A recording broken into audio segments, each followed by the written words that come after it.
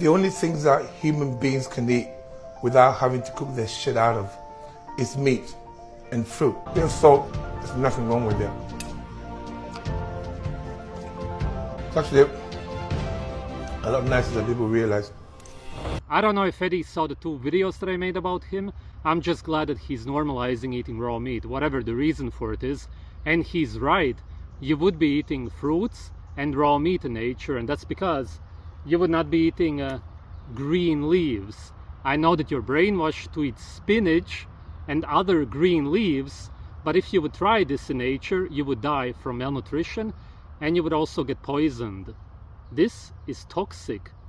You would also not be eating flowers. I know that you eat broccoli and cauliflower, actual real flowers, but in nature you would again die from malnutrition and you would get poisoned. You would never do that.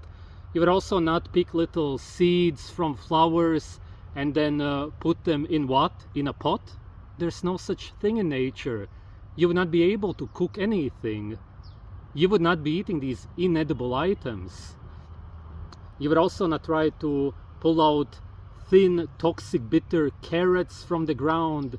They are inedible. All of these cultivated, man-made vegetables and even fruits that you eat don't even exist in nature. The reality is that if you would be set out into nature and you would have to survive, you would hunt down animals, drink their blood and eat their raw organs, and also muscle meat if you don't have enough meat. That's the reality. And you would rarely find any edible fruits, and it would be even rarer to find honey. You would be eating animals over 90% of the time. People don't think about this because they eat food from supermarkets, but in reality, nature, in its natural raw state, that's all that you can eat, and you cannot find salt in nature.